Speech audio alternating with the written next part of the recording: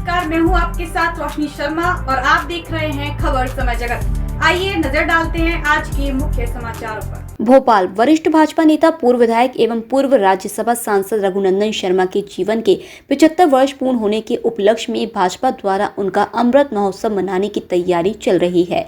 इस संदर्भ में खबर समय जगत से विशेष चर्चा में रघुनंदन शर्मा ने राजनीति में अपनी प्रतिबद्धताओं को लेकर खुलकर चर्चा की। शर्मा का कहना है कि राष्ट्रवादी विचारधारा की बदौलत राष्ट्रीय स्वयंसेवक संघ से उनका हमेशा से गहरा जुड़ाव रहा है और भाजपा में उन्हें जब जो भी दायित्व सौंपा गया है उसका उन्होंने बखूबी निर्वहन किया है। उन्हें कुशाभाऊ ठाकरे द्वारा झाबुआ जैसे आदिवासी बाहुल इलाके में भाजपा को मजबूत बनाने की जिम्मेदारी सौंपी गई, जिस पर वह खरे उतरे। रघुनंदन शर्मा का कहना है कि मुझे अन्याय किसी भी परिस्थिति में बर्दाश्त नहीं है। वह पार्टी कार्यकर्ताओं के हित में हमेशा ही आवाज बुलंद करते रहे हैं। यही कारण है कि भाजपा कार्यकर्ताओं से उनका जीवन जुड़ाव आज भी बना हुआ है। संगठन सेवा के लिए समर्पित रघुनंदन शर्मा का कहना है कि आज के दौर में शुचिता और नैतिकता पूर्ण राजनीतिक व्यवस्था को मजबूत बनाना जरूरी है, जिससे जनप्रतिनिधियों राजनेताओं के प्रति जनमानस का विश्वास कायम रह सके। अपनी बेबाक बयानों के लिए मूल्य आधारित सिद्धांतों से कभी आपने समझौता नहीं किया।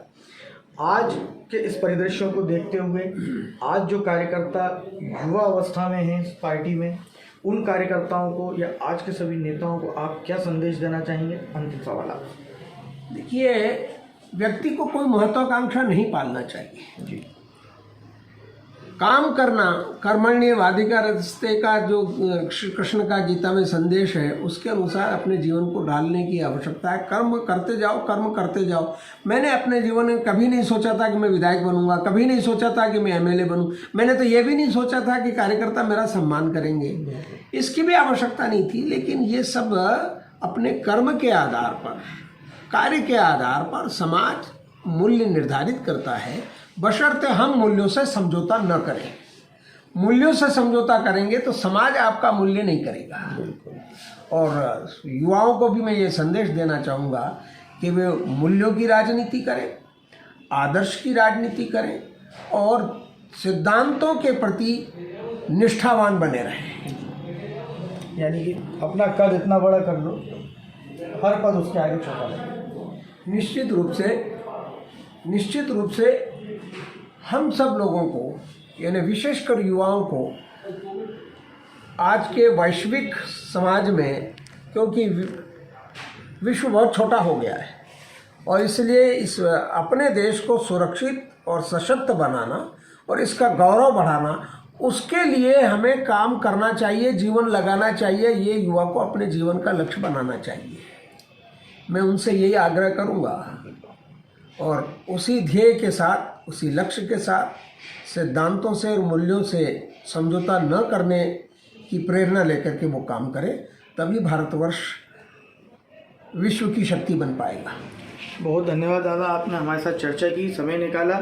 आपके इस अमृत महोत्सव पर, आपके 75 वर्ष पूर्ण होने पर समय जगत समूह की ओर से मैं आपको ढेर सारी शुभकामनाएं देता हूं। आप दीर्घायु हों, शतायु हों और सदैव स्वस्थ रहें, ईश्वर से यही कामना है। धन्यवाद। भारतीय जनता पार्टी की विचारधारा के आधार पर संगठन खड़ा किया और हम वहाँ तीसरे नंबर पर थे, तो बराबरी की लड़ाई में हम आ गए। 5 वर्ष का मेरा कार्यकाल सफल रहा। उसके बाद मैं भारतीय जनता पार्टी का प्रदेश कार्यालय मंत्री बना और लगातार 18-20 साल तक प्रदेश कार्यालय का काम मैंने संभाला। विधायक होने के बाद मैं कुछ संकल्प करता हूँ तो फिर मैं दृढ़ता के साथ उन संकल्पों का निर्वाह करता हूँ। बिल्कुल,